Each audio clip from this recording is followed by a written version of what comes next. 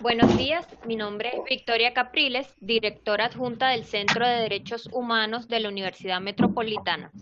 En nombre del equipo del CDH Unimed, les quiero dar la más cordial bienvenida y agradecerles su interés en el conversatorio sobre la Corte Penal Internacional y la Misión Internacional Independiente de Determinación de los Hechos sobre Venezuela, casos en el contexto de protestas. Estamos pues muy complacidos porque acaba de votarse y aprobarse en el Consejo de Derechos Humanos la resolución que ampliará el mandato de dicha misión de determinación de hechos en Venezuela por 2 años. Si durante la exposición de los ponentes les surge alguna duda, por favor anótenlas en el chat del foro y al final van a ser contestadas. Por favor, apaguen sus micrófonos que vamos a comenzar. Y los primeros ponentes son los señores José Gregorio y Elvira Pernalete, padres de Juan Pablo Pernalete, quienes les comentarán sobre la importancia del informe de la Misión Internacional de Determinación de los Hechos para las Víctimas y cuyo caso asiste el Centro de Derechos Humanos. Somos José Gregorio y Elvira Pernalete, padres de Juan Pablo Pernalete, joven estudiante universitario de la UNIMED, donde ingresó con beca excelencia deportiva, atleta de alta competencia, proteccionista de animales, voluntario en la UNIMED, ayudaba a los perritos que hacían vida en la universidad. Más de una vez lo acompañamos al refugio que se encuentra en la sede, generalmente en días festivos como Navidad, Año Nuevo, porque él ofrecía esos días a cuidarlos y alimentarlos. Sí, continúen, señora Juan Elvira. Pablo fue asesinado el 26 de abril del año 2017. Juan Pablo fue asesinado el 26 de abril del año 2017 por un guardia nacional bolivariano, quien le disparó una bomba lacrimógena directo a su pecho a corta distancia, mientras él ejercía su derecho a la libertad de expresión y a la reunión. El Ministerio Público, de manera clara, indicó el 24 de mayo de ese mismo año que a Juan Pablo lo había asesinado un guardia nacional bolivariano. Su muerte responde a un patrón de uso desproporcionado de la fuerza por agentes del Estado en el control del orden público, señalado por la Oficina del Alto Comisionado de los Derechos Humanos de las Naciones Unidas en sus distintos informes desde el año 2017. Hoy en día, el caso se encuentra paralizado. Han pasado 3 años y 6 meses y no hay imputados ni autores materiales ni intelectuales, aunque se conoce la cadena de mando. Y la Misión Internacional Independiente de Determinación de los Hechos señaló que hay motivos razonables para creer que hay una política estatal de ataque a la población civil, con todo aquel que critique al gobierno, a quien manifieste en las calles.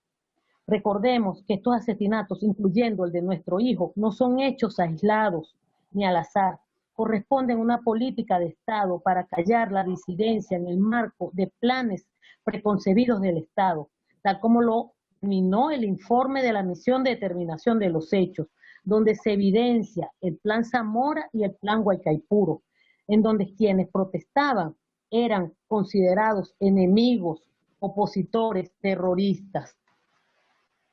Nuestro caso se mantiene en investigación, sin avances reales por parte del Ministerio Público. Nos han cambiado 14 veces los fiscales, lo que ha representado una revictimización reiterada y dolorosa para nosotros, y un evidente retraso a la investigación. El Ministerio Público o ha sido ineficiente o ha actuado intencionalmente para mantener la impunidad, pues no hace uso de su autoridad para lograr que la Guardia Nacional dé información adecuada al caso. Nosotros no hemos logrado conocer quién le disparó a Juan Pablo, aunque hemos ido cada semana al Ministerio Público. Nos reciben, pero no actúan. Y mientras tanto, los años siguen corriendo, sin que la verdad se diga en un tribunal venezolano. Lo peor es que nosotros no creemos que encontraremos justicia en instancias nacionales. Por eso acudimos a las instancias internacionales. Por eso hemos ido a la OEA, hemos hablado con la Comisión Interamericana de Derechos Humanos, presentamos una petición en el Comité de Derechos Humanos, hemos acudido a cada espacio de Naciones Unidas donde creemos pueden ayudarnos en la búsqueda de la justicia y seguiremos haciéndolo. Sabemos que la misión independiente es un órgano temporal, pero también sabemos que tiene mucha fuerza porque sus informes son fundamentales para los procesos judiciales que se puedan realizar a nivel internacional, por ejemplo, ante la Corte Penal Internacional. E incluso, si llegara a existir algún espacio imparcial aquí en Venezuela, estos informes se pueden utilizar como insumos para la búsqueda de la verdad e impartir justicia y determinar a los responsables. Nosotros como padres, a pesar de saber que el camino hacia la justicia aún es muy largo y que nos queda mucho por recorrer, con el informe de la determinación de los hechos nos sentimos reconfortados, satisfechos, porque forma parte de la reparación integral que buscamos para nuestro hijo y para nosotros. Allí vimos la verdad de lo que ocurrió con Juan Pablo. Allí vimos la verdad de forma clara y contundente. Por más de 3 años hemos luchado contra un sistema viciado que juega a cansarnos, a agotarnos, ocultando la verdad de los hechos en el asesinato de Juan Pablo. Con este informe se dio a conocer ante el mundo la verdad. Como víctimas nos sentimos reivindicados. Es por eso que pedimos sea renovado el mandato de la misión de determinación de los hechos, porque necesitamos justicia, verdad, memoria, reparación y garantías de que estos hechos no se volverán a repetir y que los culpables serán juzgados y debidamente condenados. Son muchas las familias que, como la nuestra, perdieron a un ser amado, a un ser soñador, que creía en un país mejor. Y por eso Juan Pablo salía a manifestar. Nosotros formamos parte de la Alianza de Familiares y Víctimas del año 2017, Alfabit 2017. Por ello, destacamos los casos que allí nos reúnen, pero son cientos de víctimas que aún hoy no tienen justicia. Y esa impunidad lo que garantiza es que estos hechos atroces sigan ocurriendo en Venezuela. Les queremos nombrar a Daniel Kellis, 19 años, estudiante universitario, asesinado por funcionarios policiales el 10 de abril de 2017 en Valencia, Estado Carabobo, por imputados. Los imputados aún sin sentencia firme. Joiner Peña, 28 años, con retraso psicomotor global, herido el 10 de abril del 2017 por grupos armados en el estado Lara. Fallece el 3 de junio del 2017, aún sin justicia. Juan Pablo Pernalete, 20 años, asesinado el 26 de abril del 2017 por un guardia nacional bolivariano en Altamira, Caracas, aún sin justicia. Miguel Castillo, 27 años, comunicador social, asesinado el 10 de mayo del 2017 por un guardia nacional bolivariano en Las Mercedes, Caracas, aún sin justicia. Luis José Alviares, 18 años, estudiante universitario, asesinado el 15 de mayo del 2017 por funcionarios policiales en el estado Táchira. Los imputados sin sentencia firme. Diego Arellano, biólogo, 31 años, asesinado el 19 de mayo del 2017 por un guardia nacional bolivariano en San Antonio, estado Miranda, aún sin justicia. Jorman Berbecía, 19 años, estudiante, asesinado el 22 de mayo del 2017 por un guardia nacional bolivariano en el estado Barinas, aún sin justicia.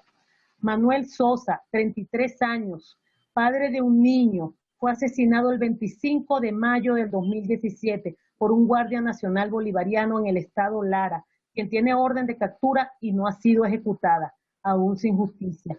Nelson Arévalo, 22 años, estudiante universitario, asesinado el 16 de junio del 2017 por efectivos militares en el estado Lara, aún sin justicia. Fabián Urbina, 17 años, estudiante, asesinado el 19 de junio del 2017 por un guardia nacional bolivariano en Altamira, Caracas, el imputado sin sentencia firme.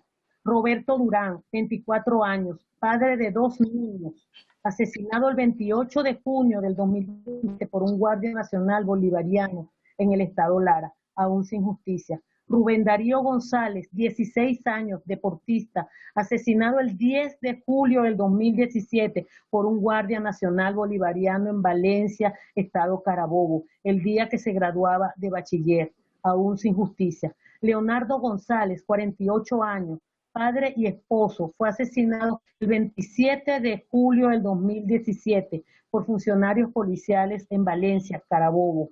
Los imputados sin sentencia firme. Eduardo Orozco, 19 años, estudiante universitario, asesinado el 7 de agosto del 2017 por el CONAX en el estado Lara, aún sin justicia. Luis Guillermo Espinosa, estudiante, hijo único, 15 años, fue herido el 5 de junio del 2017 por un guardia nacional bolivariano en Valencia, estado Carabobo. Fallece el 13 de agosto del año 2017, aún sin justicia. Estas son personas maravillosas que tenían un futuro, el cual fue truncado, tenían familia y no podemos olvidarlos. Informes como el de la Misión Internacional Independiente es un espacio de memoria y nuestros testimonios en cada evento, en cada lugar al que podemos llegar es una forma de no permitir su olvido. Muy agradecidos. José Gregorio y Elvira Pernalet, 6 de octubre del 2020. Victoria, yo quería agregar que esta narrativa que hizo Elvira de los jóvenes que fueron asesinados, las personas que fueron asesinadas, ¿verdad? Es en orden cronológico de cómo fueron sus asesinatos y los hechos, lo que obedece a un patrón sistemático del uso excesivo de la fuerza contra las personas, ¿verdad?, que fueron a manifestar en varios estados. Nosotros, porque creemos en la justicia, recurrimos a los mecanismos internacionales, entre ellos la misión de determinación de los hechos, donde dimos nuestro testimonio y tenemos la convicción de que hoy va a triunfar la sensatez y que la voz de las víctimas que piden justicia será escuchada para la renovación de su mandato. Vamos a seguir, porque sabemos que este camino es largo, hasta encontrar la justicia. Y ante el mundo, seguir dando a conocer familias de las víctimas de Venezuela. Actualmente seguimos clamando justicia. Muchas gracias. Muchas gracias, señor José Gregorio y señora Elvira, por su contundente testimonio y por su valentía y resiliencia. Estamos muy complacidos, bueno, que lograron solventar los problemas de conexión, que sabemos que es en Venezuela. Es muy complicado y sí, pues el mandato de la misión acaba de ser extendido por 2 años. Desde el Centro de Derechos Humanos de la Universidad Metropolitana estamos con ustedes. Nuestro siguiente ponente es Eduardo Trujillo, director del Centro de Derechos Humanos de la Universidad Católica Andrés Bello, quien nos explicará qué es la Misión Internacional Independiente de Determinación de los Hechos. Bien, bueno, muchísimas gracias al Centro de Derechos Humanos de la Universidad Metropolitana por generar este espacio el día de hoy para hablar un poco sobre esta misión internacional independiente de determinación de hechos que fue respecto de Venezuela, que fue creada por la Organización de Naciones Unidas el año pasado. Rápidamente, para ir a la génesis de la misión de determinación de hechos, es importante conocer que el mandato otorgado a esta misión fue hecho por el Consejo de Derechos Humanos de Naciones Unidas, a través de una resolución dictada por ese órgano, que es un órgano de control político del Sistema Universal de Derechos Humanos. Se generó una supervisión especialísima sobre hechos acaecidos en Venezuela desde el año 2014 hasta el momento en que fue dictada la resolución, sobre unos temas muy concretos a los cuales ya me referiré. Pero el hecho es que el origen de esta misión internacional independiente no es otro que una resolución del Consejo de Derechos Humanos de Naciones Unidas. En esta resolución se establecieron unos límites sobre los temas que se investigarían y sobre el tiempo que abarcaría esa investigación. Como dije hace un momento, el tiempo abarcado por la investigación es desde el año 2014 hasta el momento en que fue dictada la resolución en septiembre del año pasado, es decir, en septiembre del año 2019. ¿Cuáles fueron los temas que investigó esta misión en particular? Fueron 4 temas: ejecuciones extrajudiciales, desapariciones forzadas, detenciones arbitrarias y torturas y tratos crueles, inhumanos o degradantes ocurridos en el territorio de la República Bolivariana de Venezuela, repito, desde el año 2014 hasta el momento en que fue dictada la resolución.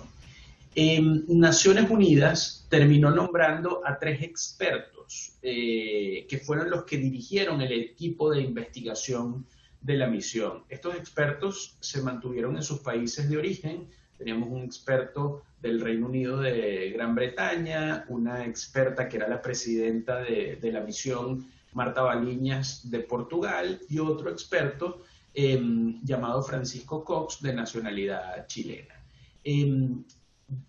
Junto con estos expertos trabajó todo un equipo que ayudó a los procesos de documentación y levantamiento de información para la presentación del informe que vimos hace tan solo unos días, y en donde también fue incluido el caso de Juan Pablo Pernalete.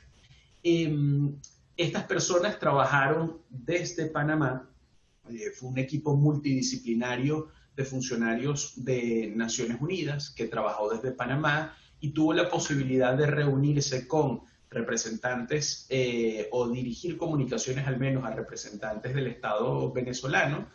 También tuvo la oportunidad de conversar con víctimas, tuvo la oportunidad de conversar con organizaciones de la sociedad civil venezolana y organizaciones internacionales que trabajan el caso venezolano. Las investigaciones se circunscribieron, repito, a los temas establecidos en el mandato, que los menciono una vez más: ejecuciones extrajudiciales, detenciones arbitrarias, desapariciones forzadas y torturas y tratos crueles, inhumanos y degradantes. En el marco de su investigación, que duró prácticamente un año, la misión de determinación pudo establecer la sistematicidad de graves violaciones a derechos humanos ocurridas en Venezuela en el marco del mandato que tuvieron. Es decir, de las 4 violaciones de derechos humanos evaluadas a lo largo de la investigación.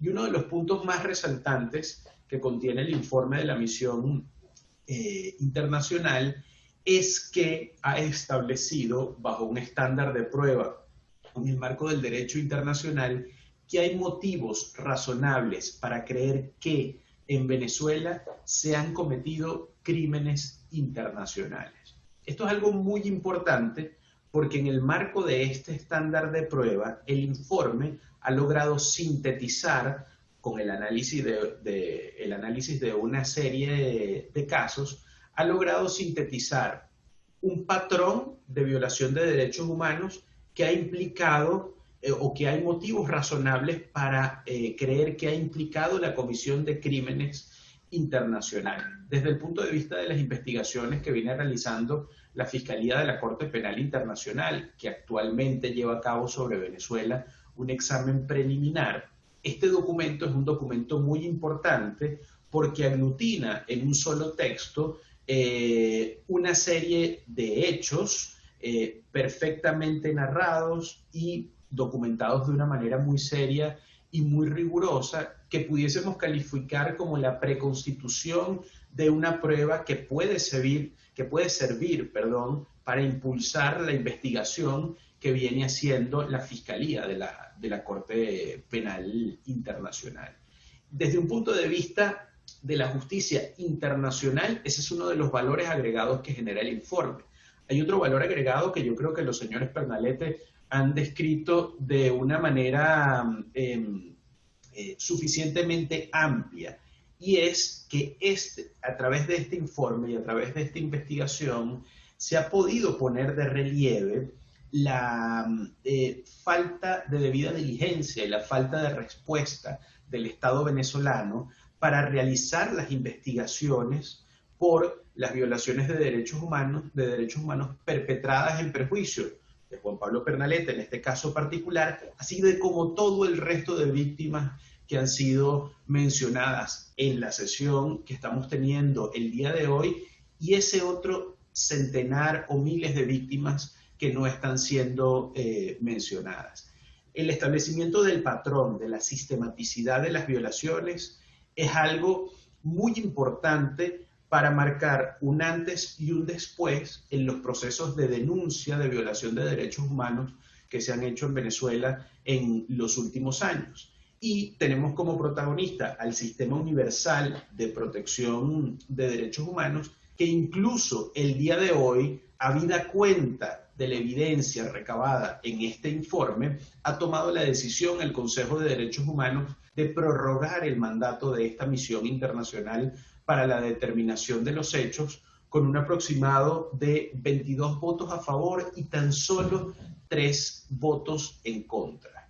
Votos en contra que puedo citar en este momento. En contra de esta resolución ha votado Eritrea, ha votado Filipinas y la República Bolivariana de Venezuela. El resto de los países integrantes del Consejo, al menos 22 países, apoyaron la resolución y el resto al menos tuvieron la decencia de abstenerse, pero no de plantear un voto en contra.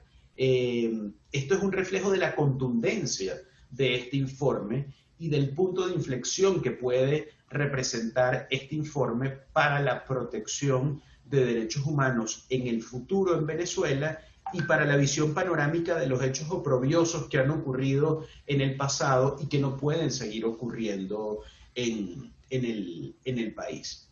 Desde un punto de vista de organización de derechos humanos y de defensa de derechos humanos, este informe nos plantea una importancia documental por haber sistematizado en un solo texto un grupo importante de casos de violaciones de derechos humanos. Nosotros esperamos que el nuevo trabajo que ahora hará la Comisión Internacional de Determinación de Hechos, que entiendo que se le ha extendido su periodo por un par de años, pueda abarcar otros temas y pueda abarcar incluso un periodo de análisis muchísimo mayor al del año 2014.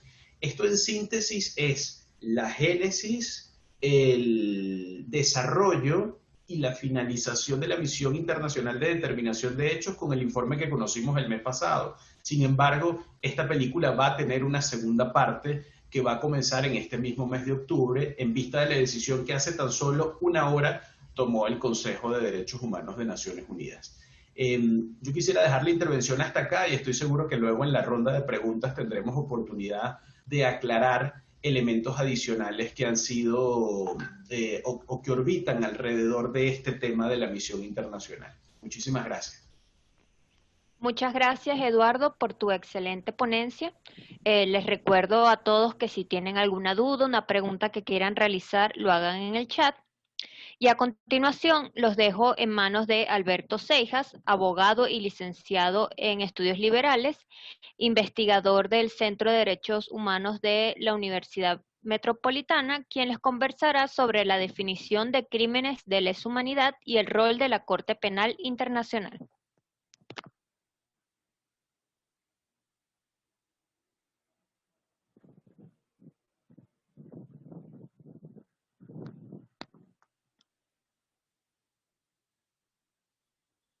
Te escuchamos, Alberto.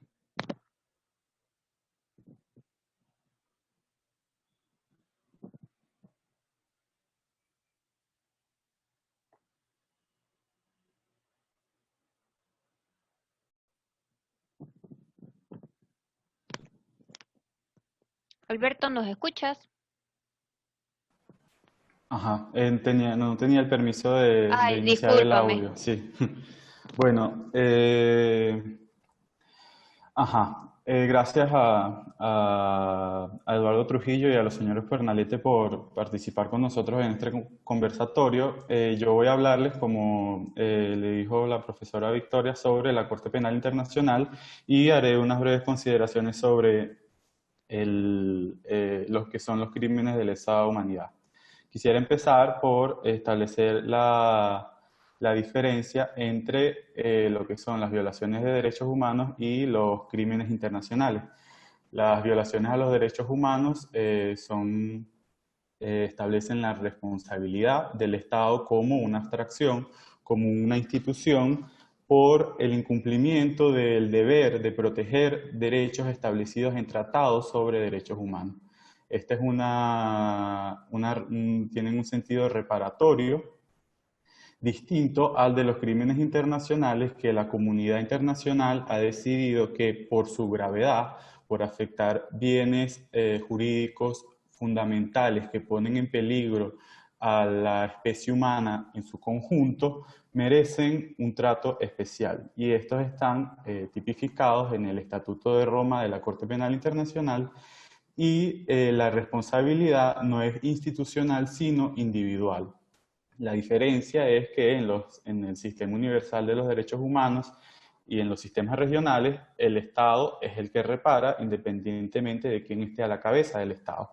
En la responsabilidad penal individual es el individuo, es el alto mando. Se persiguen a los altos mandos que dan las órdenes de llevar a cabo todas esas conductas que, como decía Eduardo, en su conjunto perfeccionan un ataque sistemático en contra de la sociedad civil. En la próxima lámina les voy a explicar el breve desarrollo de la Corte Penal Internacional, cómo llegamos a la Corte Penal Internacional. El derecho penal internacional tiene su primera aparición, como se funda, con los tribunales de Nuremberg y los tribunales en Tokio para juzgar a los altos mandos del imperio japonés y del nazismo.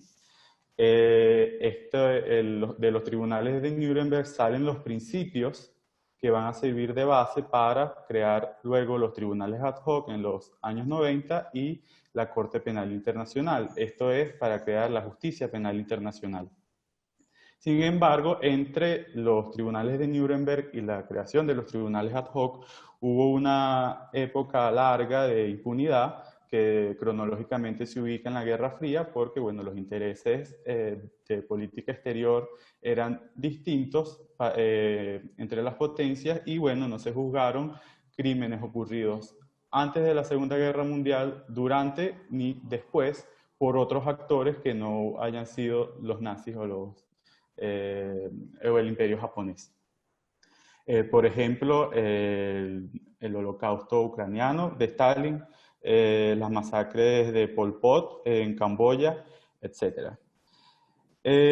Los tribunales ad hoc en la década de los 90, cuando ya termina la Guerra Fría, se forman para juzgar el genocidio que se está llevando a cabo, los crímenes de lesa humanidad en Ruanda y en la ex Yugoslavia. Estos tribunales tuvieron la particularidad que fueron conformados por el Consejo de Seguridad de la ONU ante el riesgo, el peligro que significaba para la comunidad internacional y para el orden internacional en general que este tipo de conductas de políticas se llevaran a cabo en Europa y en África y en la comunidad internacional en general. Este antecedente sirvió para que, en conjunto con una propuesta de Trinidad y Tobago de crear una Corte Penal Internacional para juzgar crímenes de narcotráfico, en su conjunto estos antecedentes sirvieron de impulso para la creación de la Corte Penal Internacional, a pesar de que el narcotráfico no sea un crimen sobre el cual la Corte tenga competencia. ¿Cuáles son las características de la Corte Penal Internacional? Bueno, la Corte Penal Internacional es un tribunal independiente, que está en la otra lámina, que establece responsabilidad penal individual, no establece responsabilidad del Estado como institución, y al ser un tribunal permanente, no, a diferencia de los tribunales ad hoc, no era un tribunal con una jurisdicción temporal que tuviera un objetivo preciso y un objeto con el cual, al cumplirlo, termina de existir. La idea de la Corte Penal Internacional es que a futuro tienen la intención de prevenir que este tipo de crímenes se sigan cometiendo, porque van a ser juzgados, porque la impunidad le abre el paso a la comisión de estos crímenes, pero al tener la certeza de que van a ser juzgados en una Corte Penal Internacional, se espera que los altos mandos se abstengan. La jurisdicción de la Corte es complementaria de los estados. ¿Por qué? Porque se activa solo en caso de que los estados no puedan o no quieran juzgar a sus altos mandos por la comisión de esos crímenes, y fue creada por un estatuto, no por orden del Consejo de Derechos Humanos. ¿Qué quiere decir? Que fue un pacto en el que los estados se comprometieron a que iban a adaptar sus jurisdicciones nacionales a los principios de la Corte, y que en el caso de que no puedan o no quieran, la Corte iba a tener jurisdicción de juzgar a sus nacionales por la comisión de esos crímenes, o los crímenes que se cometan en sus territorios. Es un órgano independiente, lo que quiere decir que no depende de las Naciones Unidas, no le rinde cuentas a las Naciones Unidas, y no es retroactivo porque no puede juzgar crímenes que se hayan cometido antes de su entrada en vigor, que fue el 7 de julio del año 2002. En la siguiente lámina vamos a ver el derecho. ¿Qué derecho aplica la Corte? La Corte, para juzgar a los altos mandos y a los responsables de crímenes de lesa humanidad, usa en primer lugar el Estatuto de Roma y el documento que establece los elementos de los crímenes y el reglamento de procedimiento y prueba. Esto siempre lo hace complementándose con las jurisdicciones nacionales. Cuando el estatuto no es suficiente para juzgar crímenes de lesa humanidad, también se puede aplicar tratados de derecho internacional humanitario, principios y normas de derecho de conflictos internacionales. Se puede usar también principios generales del derecho internacional y de todas las jurisdicciones penales del mundo. ¿Por qué? Porque el Estatuto de Roma es un compendio de los principios penales de las jurisdicciones alrededor del mundo. También el Estatuto de Roma establece la posibilidad de que la Corte use interpretaciones anteriores, decisiones anteriores para juzgar casos presentes. Por ejemplo, el caso de usar decisiones sobre Myanmar para juzgar crímenes en Venezuela. Esto sería la jurisprudencia.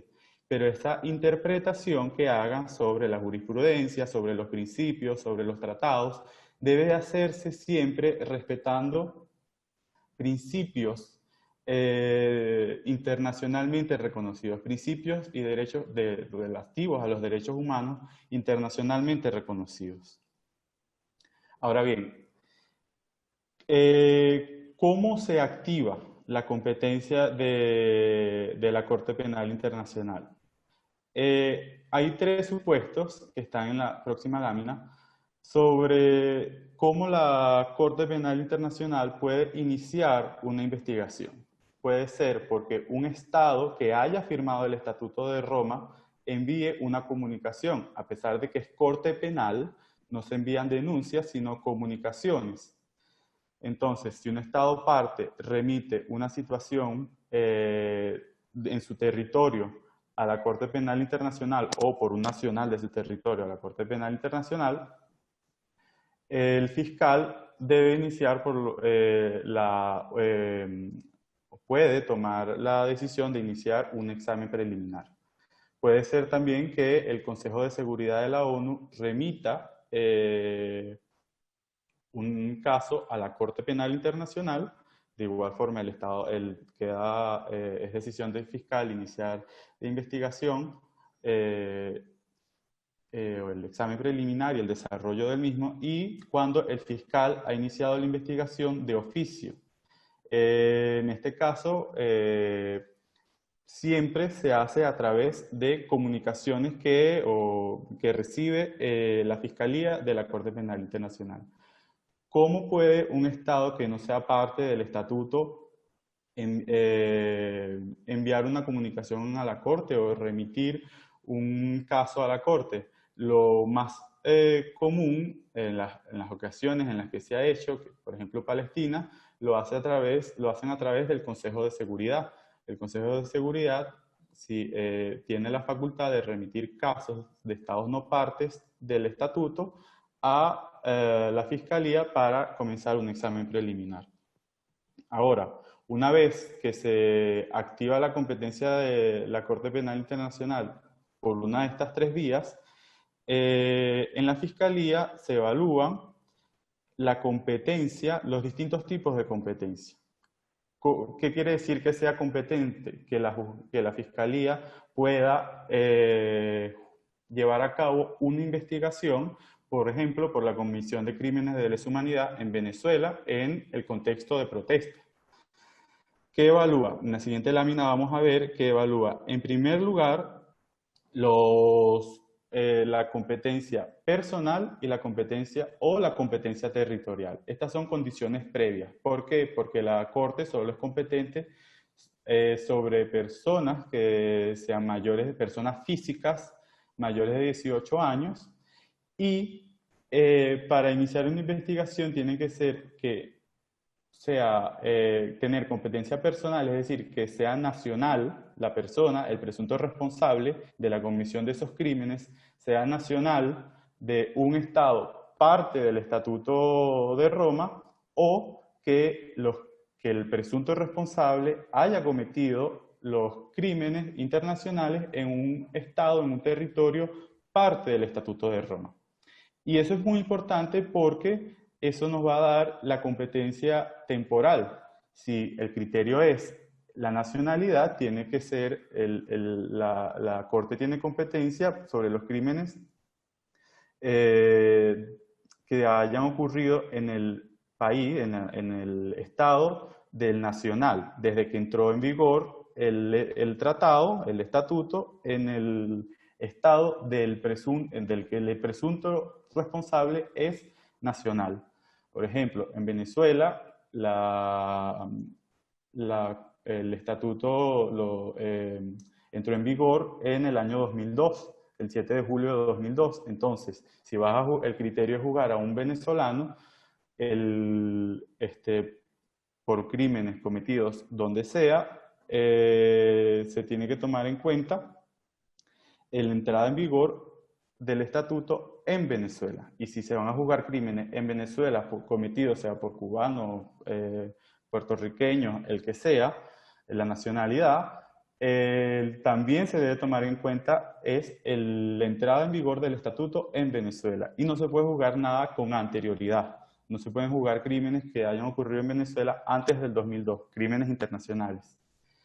Y los crímenes que se hayan cometido en Venezuela a partir del año 2002 son imprescriptibles, lo que quiere decir que si en el contexto de las protestas del 2014 al 2017 se cometieron crímenes de lesa humanidad, pero esos crímenes no se siguen cometiendo, aún la Corte es competente porque eso no prescribe.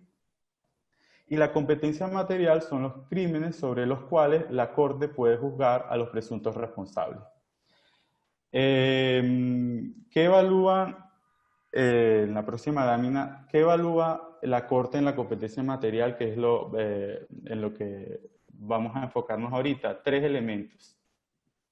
La estructura de los crímenes. Voy a explicar primero, por ejemplo, el genocidio para ilustrar los tres elementos del crimen, y luego me extiendo un poquito más en los crímenes de lesa humanidad. Los elementos contextuales es el entorno el contexto en el cual las conductas, los distintos delitos comunes, se llevan a cabo y que juntos constituyen un crimen internacional. Por ejemplo, el genocidio es la eliminación, la intención de hacer desaparecer o de eliminar una raza, una etnia o una tribu por condiciones de color, por elementos comunes que identifiquen a esa etnia o a esa raza, a esa nacionalidad, a esa comunidad.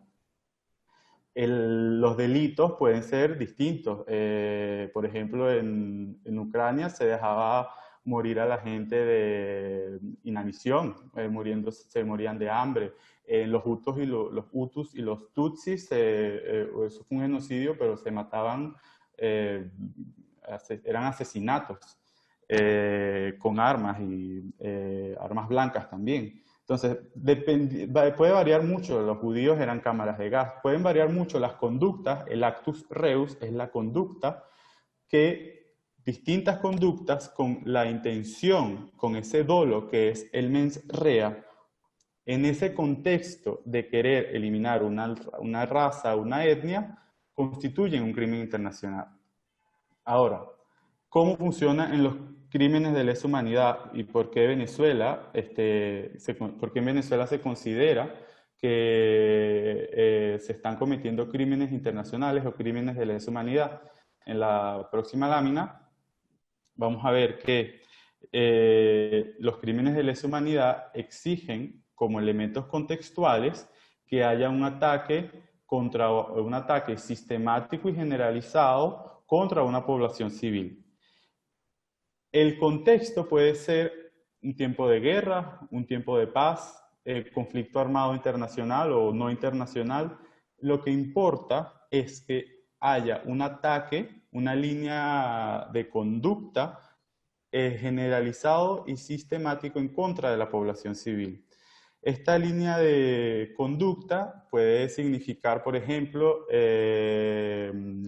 asesinatos puntuales, como un castigo ejemplar en distintas protestas estudiantiles para aplacar la protesta. Puede ser ejecuciones extrajudiciales, detenciones arbitrarias, abusos sexuales, cuando las personas eran detenidas, etc. Esa generalidad o esa sistematicidad debe llevarse a cabo en una línea de conducta. Es decir, las distintas conductas que constituyen el ataque deben llevarse a cabo como parte de una política que se pueda ver que existe la orden de una persona para que en distintos lugares ocurran hechos similares. Entonces, generalizado es que ese ataque sea a gran escala, de gran multitud, de forma masiva, frecuente, constante, que sea evidente que la intención o la política busca que esa línea de conducta sea a gran escala, pero puede ser generalizado o sistemático, y esa sistematicidad es la organización, la planificación de ese ataque. ¿Cómo se comprueba? Bueno, porque en Trujillo, en Zulia, en Caracas, en Mérida, en San Cristóbal, en todas partes el ataque fue similar. Hay un patrón de conducta que se repite en cada caso. Existe con cada denuncia, como lo mencionaban los señores Pernalete, en todos los casos en los que el Estado es responsable de ejecuciones extrajudiciales, hay impunidad, no hay respuesta, los presuntos responsables no se individualizan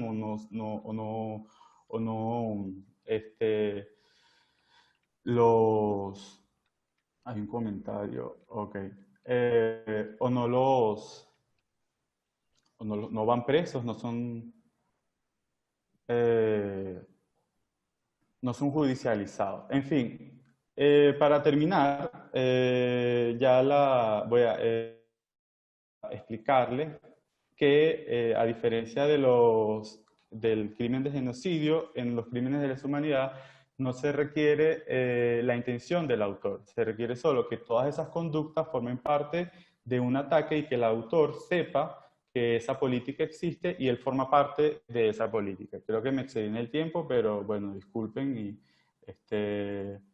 espero que a pesar de lo rápido haya sido claro. Y bueno, listo. La profesora Andrea les va a explicar más a profundidad el tema del caso de Venezuela ante la Corte. Gracias, Alberto, por tu presentación, sumamente esclarecedora. No te preocupes por el tiempo, estamos muy orgullosos de tenerte en el equipo. Finalmente es el turno, como les comentaba Alberto, de la profesora Andrea Santa Cruz, abogada, especialista en ciencias penales y criminológicas y directora ejecutiva del CDH UNIMED, quien disertará sobre la situación Venezuela 1 ante la Corte Penal Internacional y las diferencias entre la Misión Internacional Independiente de Determinación de los Hechos, el Alto Comisionado de las Naciones Unidas para los Derechos Humanos y la CPI. Te escuchamos, Andrea. Muchas gracias, Victoria, y bueno, muchísimas gracias a todas y todos por estar con nosotros el día de hoy. Para nosotros este evento es muy valioso por varias razones. La primera, porque nos acompañan víctimas que hemos acompañado durante mucho tiempo y a quienes apreciamos profundamente y admiramos, y pudieron plantear su testimonio a pesar de las dificultades tecnológicas, pero lo hicieron con gran valentía como siempre lo hacen, porque además contamos con uno de nuestros más constantes aliados, que es el CDH-UCAP, y también con nuestros mismos miembros, como es el caso de Alberto. Y además, en cuanto a su contenido, hemos decidido plantearles a ustedes lo que es la diferencia entre la misión de determinación de hechos, la Oficina de la Alta Comisionada y la Corte Penal Internacional. Y hemos visto esta necesidad porque en muchas oportunidades el común de las personas, aquellos que no ejercen actividades de defensa de derechos humanos, pues le cuesta entender todas estas instancias y la importancia de las mismas. Entonces, bueno, pasemos rápidamente, voy a empezar al revés de lo que decía Victoria, o sea, voy a empezar por las diferencias entre la misión y la Oficina de la Alta, así como la Corte Penal Internacional, para luego hablarles muy brevemente sobre lo que es la situación de Venezuela. Entonces les pido que pasen a la siguiente lámina para mostrar un esquema de lo que es el sistema de Naciones Unidas. Allí podemos ver que depende de la Asamblea General, o sea, que son subsidiarios de la Asamblea General, el Consejo de Derechos Humanos y la Oficina de la Alta Comisionada para los Derechos Humanos. El Consejo, el día de hoy, le amplió el mandato o renovó, mejor dicho, el mandato, como decía Eduardo hace un rato, a la Comisión de Determinación de Hechos, pero más temprano. Andrea, ¿puedes colocar el celular en mute y disculpa? Sí, claro.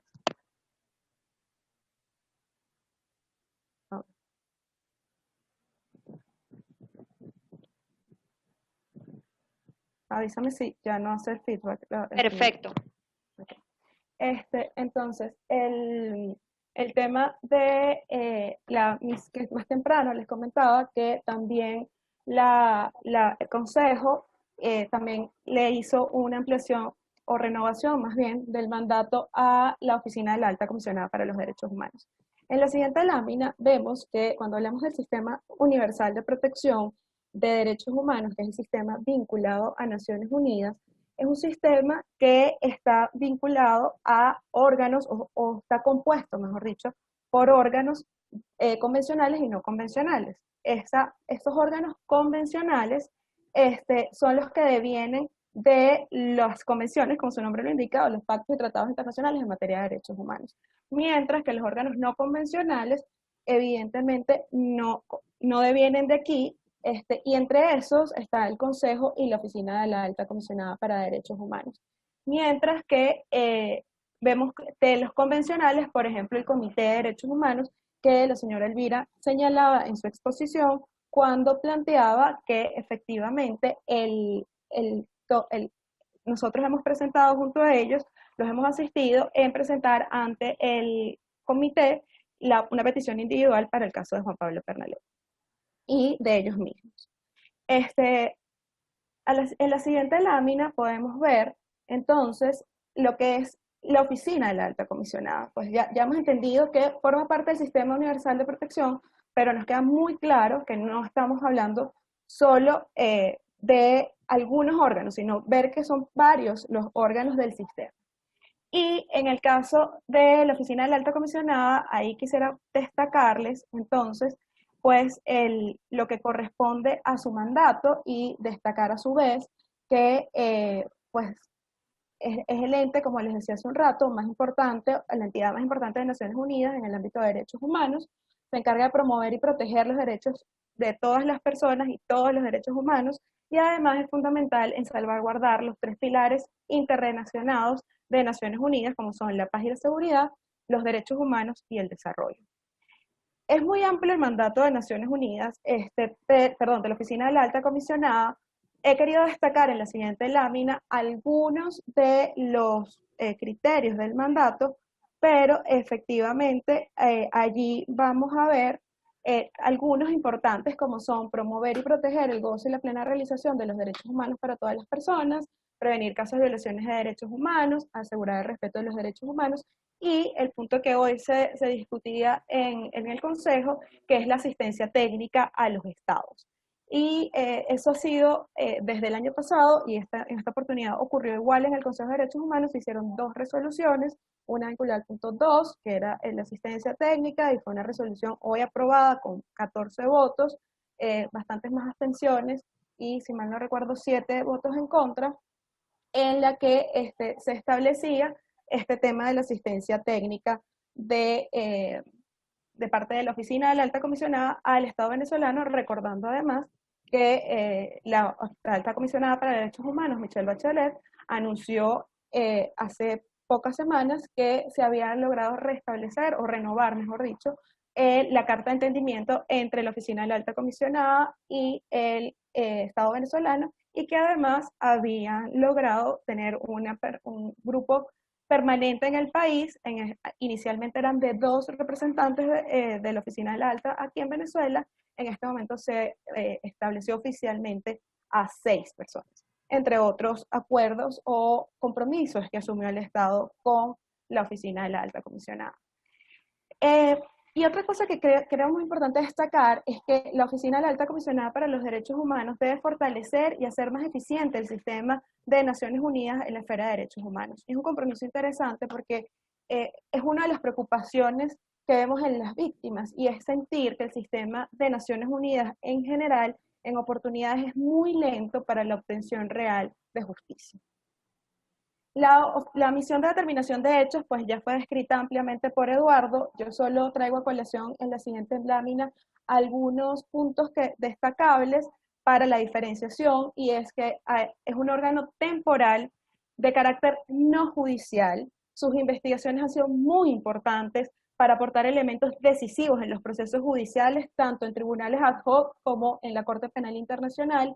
Está encargado de investigar alegaciones no solo en materia de derechos humanos, y ahí vamos a ver una gran diferencia con la Oficina de la Alta Comisionada, porque la Oficina de la Alta Comisionada solo se refiere en su mandato a lo largo de él, y por eso hice referencia a varios de los puntos, a el tema de derechos humanos, mientras que la Misión Internacional Independiente para la Determinación de los Hechos, o en inglés Fact-Finding Mission, pues se refiere, investiga alegaciones de violaciones del derecho internacional de los derechos humanos, del derecho internacional humanitario y del derecho penal internacional. Además, formula recomendaciones para la adopción de medidas correctivas basadas en sus conclusiones de hecho y de derecho, y las misiones han demostrado de manera cada vez más explícita que su interpretación de la rendición de cuentas va mucho más allá de la justicia penal, pero sí hace referencia a esta, e incluye entonces el tema de la responsabilidad individual, que también lo va a distinguir entonces de la Oficina de la Alta Comisionada, que hace referencia a la responsabilidad del Estado. En el caso del examen preliminar venezolano, está en la siguiente lámina la precisión sobre la fecha de inicio y las fases, la fase en la que se encuentra. El examen preliminar de Venezuela o de la situación de Venezuela, hoy conocida como Venezuela 1, fue iniciado por la oficina de la fiscal de la Corte Penal Internacional el 8 de febrero del año 2018, y el 27 de septiembre de 2018 recibió esta oficina una remisión de parte de 6 estados partes, valga la redundancia, del Estatuto de Roma, en la que señalaban la importancia de ampliar temporalmente el análisis que estaba haciendo la Fiscalía, porque la Fiscalía inicialmente se había referido solo a los hechos ocurridos en el año 2017 o desde el 2017 en adelante, y los estados partes le solicitaban que el examen preliminar incluyera también eventos ocurridos desde el año 2014 en adelante. Ese examen preliminar se encuentra en fase 2, el examen preliminar consta de 4 fases. La fase 2 se refiere a las competencias, que sí, recordamos las láminas que hablaba Alberto, él pues establecía lo que sería la competencia temporal, territorial, personal, y efectivamente la Corte lo que está evaluando en esta fase es si hay motivos razonables para creer, y destaco esta expresión, para creer que efectivamente en Venezuela están ocurriendo crímenes, o sea que es posible considerar que están ocurriendo crímenes de la competencia de la Corte Penal Internacional. En diciembre del año pasado, la oficina de la Fiscalía de la Corte, que presenta todos los años en diciembre en el marco de la Asamblea de Estados Partes, presenta un informe anual sobre los exámenes preliminares, señalaba en el caso venezolano, que estimaba un avance, o ellos decían específicamente una variación en el estatus del examen preliminar, que podría ser o un avance a fase 3 o el cierre del examen preliminar. Nosotros creemos y tenemos más fuerza en esa creencia después del informe de la misión de determinación de hechos, que el examen va a avanzar a fase 3. En fase 3, ¿qué se va a evaluar? Se va a evaluar complementariedad, es decir, como la Corte es complementaria al sistema del país, eso significa que si Venezuela quiere y puede juzgar los crímenes en su territorio, es donde debe realizarse el juzgamiento. Pero es posible que no quiera o no pueda juzgar, y en consecuencia entonces la Corte dice, bueno, yo que complemento el sistema lo puedo hacer. Eso se va a evaluar en esa fase 3, y lo otro que se va a evaluar en la fase 3 es la gravedad de los hechos. La última fase, fase 4, se refiere al interés de la justicia. Creemos que tanto la fase 3 como la fase 4 se desarrollarían con más rapidez que la misma fase 2, que es en la que nos encontramos en este momento. En la siguiente lámina, para entender la Corte rápidamente, esquemáticamente, después de lo que conversó Alberto, pues entendemos primero que hay un sistema que el Estatuto de Roma creó. Ese sistema está integrado por la Asamblea de Estados Partes y, como les dije, se reúne de manera ordinaria todos los diciembres, a veces en La Haya y a veces en Nueva York. Está también integrado por la Corte Penal Internacional y por el Fondo Fiduciario para las Víctimas. Son los 3 órganos independientes que constituyen el sistema del Estatuto de Roma. La Corte, cuando hablamos de la Corte Penal Internacional, vemos en la siguiente lámina que está integrada por 4 órganos independientes uno de otro, que son la Presidencia de la Corte, la División Judicial, que tiene 18 jueces, está la División de los Tribunales, donde están las salas de cuestiones preliminares, luego está los tribunales propiamente a los que llevan adelante los juicios, la División de Juicios y la de Apelaciones. Además tenemos la oficina de la Fiscalía, que es la que se encarga de estos exámenes preliminares y las investigaciones, así como de realizar las acciones que como fiscal debe hacer ante los tribunales. Y por último, la oficina de registro, que entre muchas de sus competencias tiene apoyar a las defensas y representantes de las víctimas. Esto es un cuadro resumen de las diferencias entre la misión, la oficina y la ICC, o la Corte Penal Internacional. ¿Por qué hago este cuadro resumen? Bueno, primero para que entendamos que son órganos distintos, pero además para que observemos que estos órganos no son excluyentes unos de los otros. Por el contrario, podemos verlos incluso como complementarios entre sí. Entonces, la misión de determinación de los hechos es un órgano temporal no judicial que pertenece a Naciones Unidas. La Oficina de la Alta Comisionada sí es un órgano permanente, o sea, que no es temporal como es la misión de determinación de hechos, tampoco es judicial, también pertenece a Naciones Unidas, pero no determina responsabilidades individuales. Mientras que la Corte Penal Internacional es un órgano permanente, sí es judicial, eso significa que va a determinar la responsabilidad y además va a condenar. No forma parte de Naciones Unidas, pero sí tiene un acuerdo con Naciones Unidas, un acuerdo de cooperación que el artículo 2 del Estatuto de Roma lo impulsaba y desde el año 2004 existe, entró en vigencia ese acuerdo entre Naciones Unidas y la Corte Penal Internacional. La misión o el mandato de la Fact-Finding Mission es investigar alegaciones de violaciones que van más allá de las solas violaciones de derecho internacional de los derechos humanos, como les decía, incluye también derecho internacional humanitario y derecho penal internacional, mientras que la Oficina de la Alta Comisionada solo se limita al ámbito de derechos humanos, mientras que la Corte Penal solo se limita a los temas vinculados con crímenes graves, de graves trascendencia, los llamados crímenes atroces, que son crímenes de trascendencia internacional, que son 4, genocidio, los crímenes de lesa humanidad, crímenes de guerra y agresión.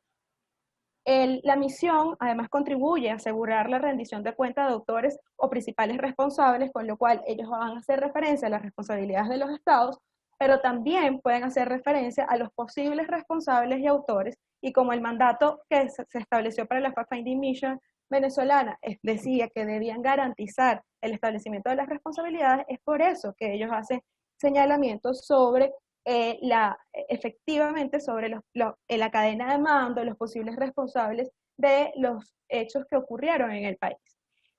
Pero al final ellos no condenan. Fíjense que lo que hace la misión es decir, tenemos motivos razonables para creer que estas personas cometieron estas violaciones graves de derechos humanos, que además algunas de ellas pueden ser consideradas crímenes atroces, y recomendamos que se realicen las acciones judiciales competentes en las instancias correspondientes. La Oficina del Alto Comisionado, por el contrario, como les decía, nada tiene que ver con la responsabilidad individual, solo se refiere a la responsabilidad estatal, mientras que la Corte sí determina la responsabilidad penal por crímenes atroces y condena a quienes efectivamente hayan sido debidamente juzgados en la Corte y hayan sido declarados culpables. Con esto entonces damos por cerrado este conversatorio desde los términos de los ponentes y queremos escuchar sus inquietudes, preguntas. Lamentamos los inconvenientes técnicos y agradecemos su paciencia y esperamos pues haya sido para ustedes tan provechoso como nosotros deseábamos que fuera. Muchísimas gracias.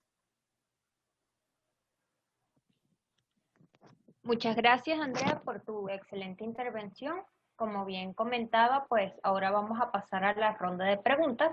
He anotado las que han escrito por el chat. Si alguno de ustedes tiene alguna duda, este es el momento pues de que las escriban, ¿no?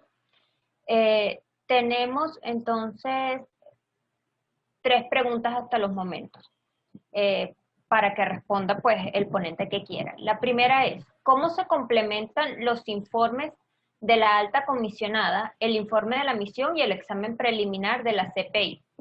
¿Son todos insumos para determinar responsabilidades individuales? Bueno, ya creo que esa Andrea la contestó al final. Era una pregunta que tenía pues varios minutos. Si quieren extenderse un poco más lo pueden hacer. La segunda sería, ¿cuáles han sido los factores claves en los casos que han sido juzgados en la Corte Penal? Es decir, ¿qué elementos tenía la Corte que hizo que estas personas fueran juzgadas como culpables? Y bueno, tengo otra pregunta, pero no sé si quieren contestar o hacer énfasis en estas 2 primeras.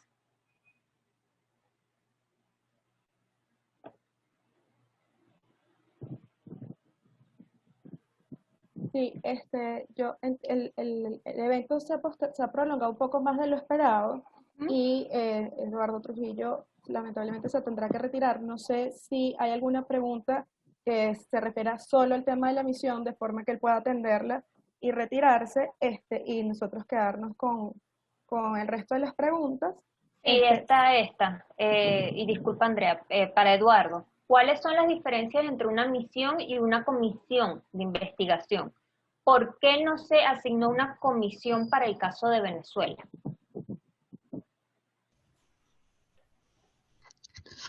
Y bueno, en este caso, Parte de lo que se abogó el año pasado de las organizaciones de la sociedad civil fue que en Venezuela, digamos, no nos fuésemos por la vía de la misión, sino que nos fuésemos por la vía de la comisión de investigación, que tiene unas capacidades de recabar muchísima más información y pueden ser, en experiencias comparadas, han sido,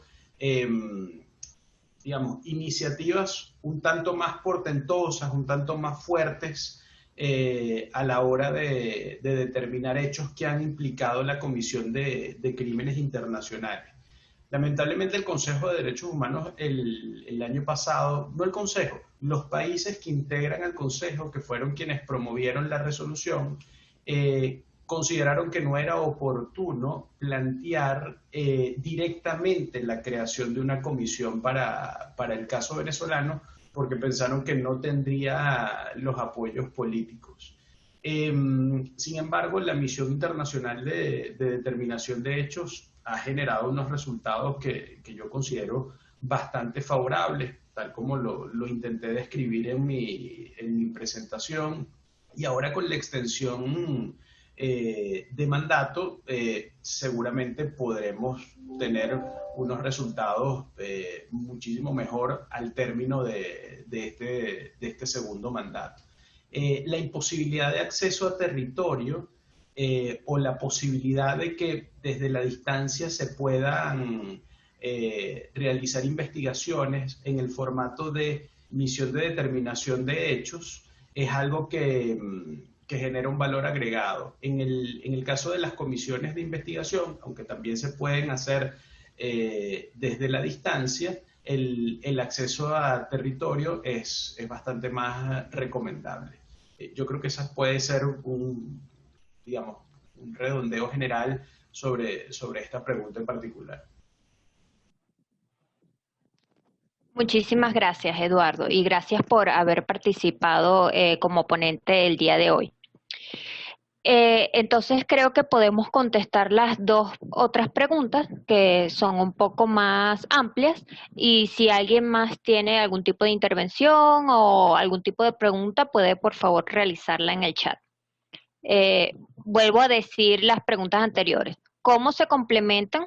Podemos indagar un poquito más los informes de la alta comisionada, el informe de la misión y el examen preliminar de la CPI. Muchísimas gracias, Natalia. La intención al final era un poco que pudiéramos ver esto, pero lo resumiría yo en términos generales en que la oficina de la alta comisionada está velando de alguna manera constantemente por la situación de derechos humanos en Venezuela. Es la única además que tiene acceso en este momento al terreno, con lo cual esto pues es muy valioso porque tiene un contacto directo con las víctimas, o tiene la posibilidad de tener contacto directo con las víctimas, mientras que la misión no pudo entrar al terreno. Pero no poder entrar al terreno, y creo que esto es muy importante señalar, no significa que su informe tenga menos mérito. Por el contrario, su informe cumplió con una metodología claramente establecida en el mismo informe. Sí tuvo acceso a las víctimas, sí tuvo acceso a informes de organizaciones de derechos humanos, tuvo acceso a los testigos, a los expedientes, en fin. Ellos, como bien han señalado en el mismo informe y en distintas presentaciones, la misión pudo estudiar 223 casos y con mayor detalle 48 casos. Y con esa información, no solo limitarse a temas vinculados a violaciones de derechos humanos, que lo hace de manera magistral, sino que además señala de manera, con una óptica desde la perspectiva del derecho penal internacional, que le permite a su vez ir hacia los posibles responsables en materia de estas violaciones y de crímenes de lesa humanidad, los crímenes que considera tienen motivos suficientes para creer que están ocurriendo en el país. Y todo esto que de alguna manera viene efectivamente de Naciones Unidas, por los acuerdos de cooperación entre Naciones Unidas y Corte Penal Internacional, son documentos o informes que pueden ser trasladados desde Naciones Unidas a través del secretario general a la oficina de la Fiscalía o la misma oficina de la Fiscalía solicitarlos.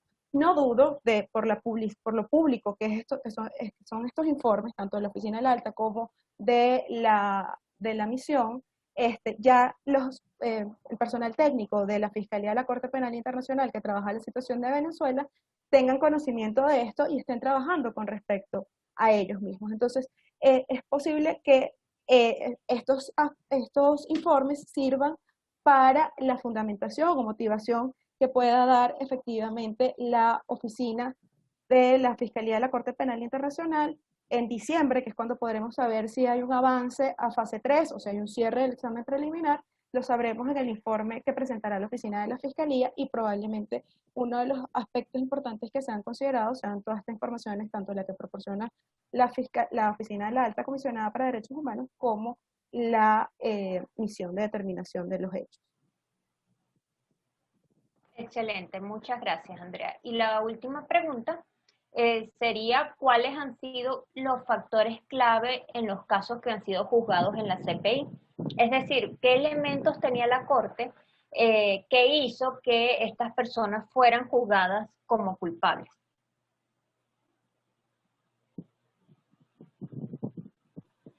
Alberto, no sé si quieres tú comentar algo o quieres que yo tome la pregunta.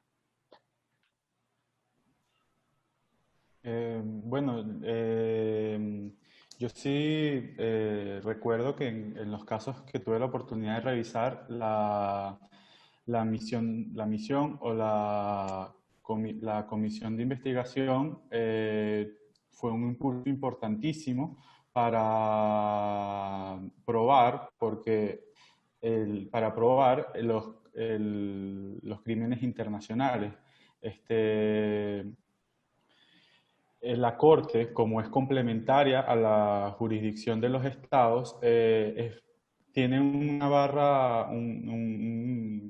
el examen probatorio, las exigencias de pruebas son muy elevadas y el valor probatorio que tienen las comisiones de los informes de la Alta Comisionada de Derechos Humanos y los informes de las comisiones de investigación siempre han sido un impulso importantísimo.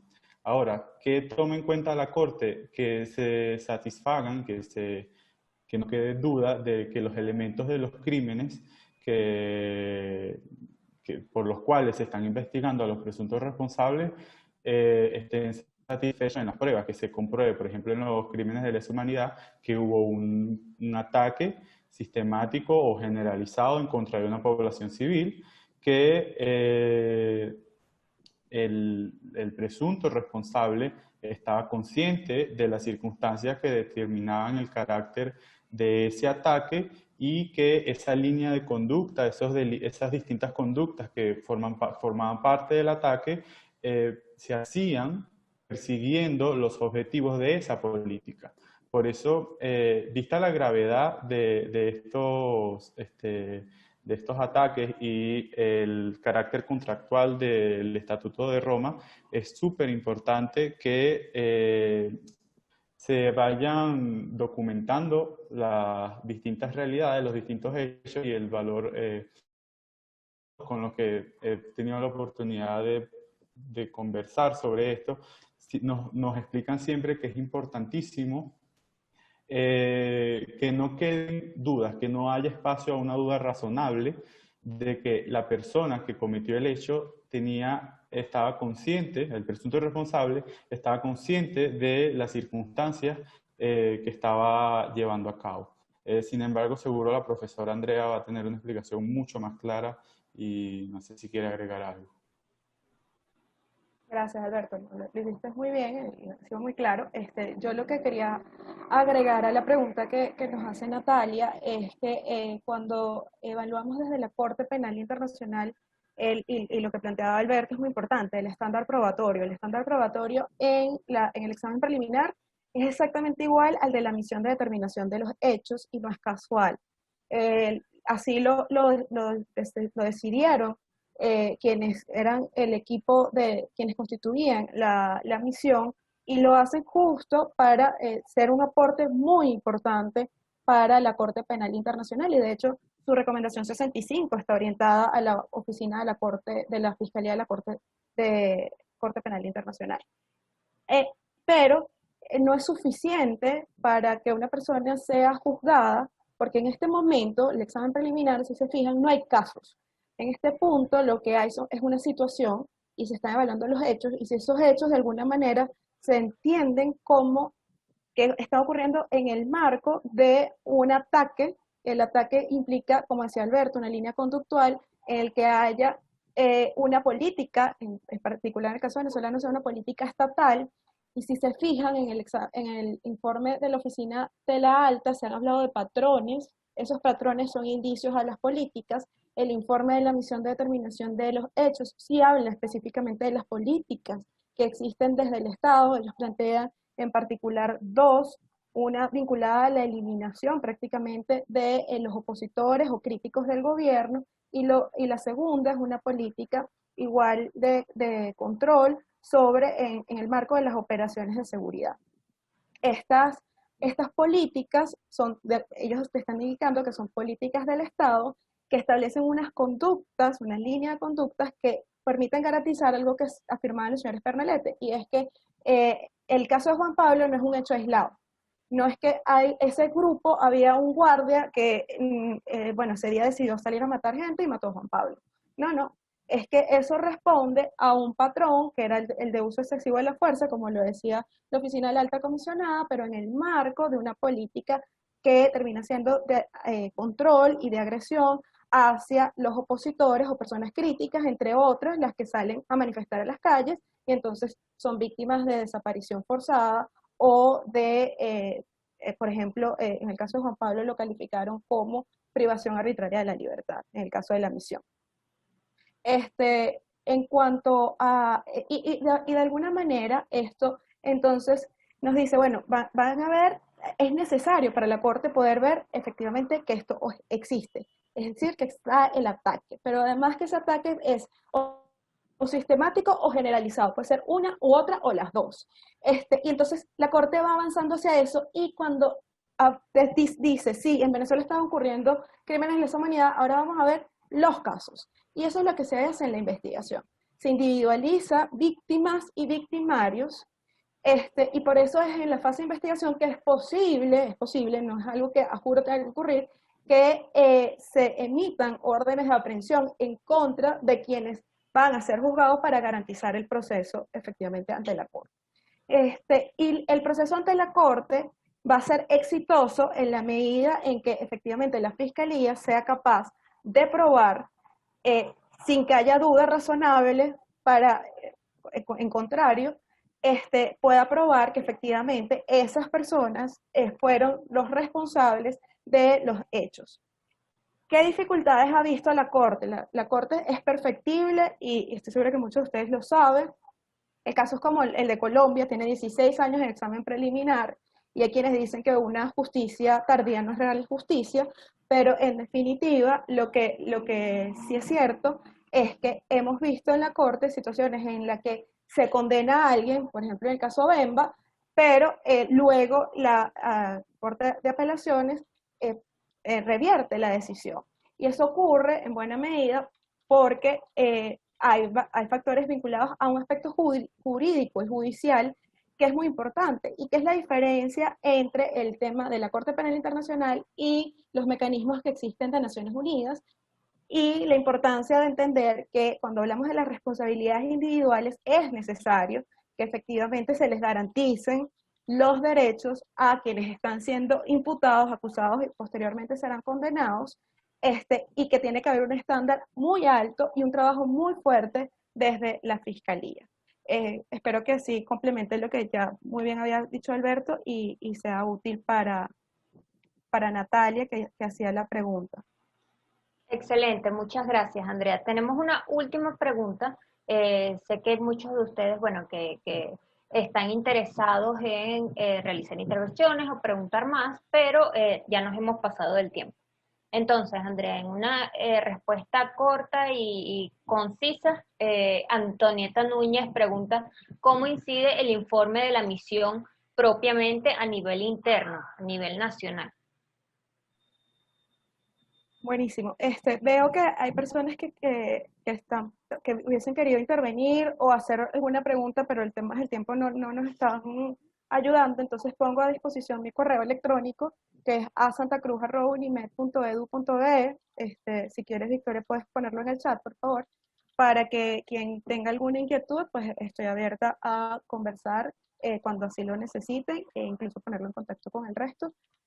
Pero bueno, lamentablemente estamos muy pasados de tiempo ya, debíamos haber terminado hace 15 minutos, y entre los temas técnicos y otros, pues no lo podemos hacer, y pido profundas disculpas como directora del centro por estos inconvenientes, pero pues planteo esta opción para quienes así se quieran conectar con nosotros. Y sobre la pregunta que me hacías, Victoria, pues en ese sentido, en el orden interno, digamos, lo que esperamos es que no haya una respuesta inmediata más allá de reacciones contrarias a el informe, como ya se vieron, pero de alguna manera no nos puede desesperanzar que Venezuela como Estado, y no voy a entrar en el dilema sobre el gobierno interino y el gobierno de facto, etcétera, sino voy a simplemente señalar que hay quien tiene en este momento el control de las fuerzas y pues en definitiva el que podría y que tiene el control de lo que queden de las instituciones, y ese es el que podría pues ejecutar las recomendaciones que se le han planteado, pero no vemos disposición a hacerlo. No ha cumplido con las recomendaciones de la Oficina de la Alta Comisionada para Derechos Humanos, no ha cumplido con EPU, no ha cumplido con los distintos mecanismos de Naciones Unidas. No creemos que entonces vaya a cumplir al corto plazo con lo que se le plantea desde la Fact-Finding Mission, pero lo cierto es que tenemos un documento muy importante en materia de memoria que no se va a perder, y que eventualmente, si llegásemos a un proceso de justicia transicional, va a ser una herramienta fundamental para ese proceso. Además, va a ser útil si eventualmente se inician procesos judiciales en el país, cuando ello sea posible, si eventualmente esto es posible. Creo que de alguna manera lo que te plantearía es que probablemente no hay un efecto rápido desde el Estado en este momento, pero creemos que efectivamente va a ocurrir a lo largo del tiempo, y lo que sí hay un efecto internacional, y se refleja simplemente en las votaciones del día de hoy. Cuando se renueva la misión, se renueva con 22 votos. El año pasado, cuando se estableció la misión, se estableció con 19 votos. El año pasado tuvo muchos más votos en contra de los que hoy tiene, y los votos en contra del día de hoy, como les decía Eduardo, son fácilmente identificables y son gobiernos que no se caracterizan por ser democráticos. Entonces, eso nos evidencia que efectivamente hay un impacto sobre lo que dijo la misión y cómo el mundo está viendo a Venezuela en este momento. Muchas gracias. Bueno, con esto damos por finalizado el conversatorio sobre la Corte Penal Internacional y la Misión Internacional Independiente de Determinación de los Hechos sobre Venezuela. Es un honor para nosotros que todos ustedes hayan sido parte de esta actividad, y los invitamos a mantenerse atentos a las redes sociales del centro, @cdhunimed. Esperamos volver a encontrarlos en otra oportunidad. Gracias a todos por su presencia.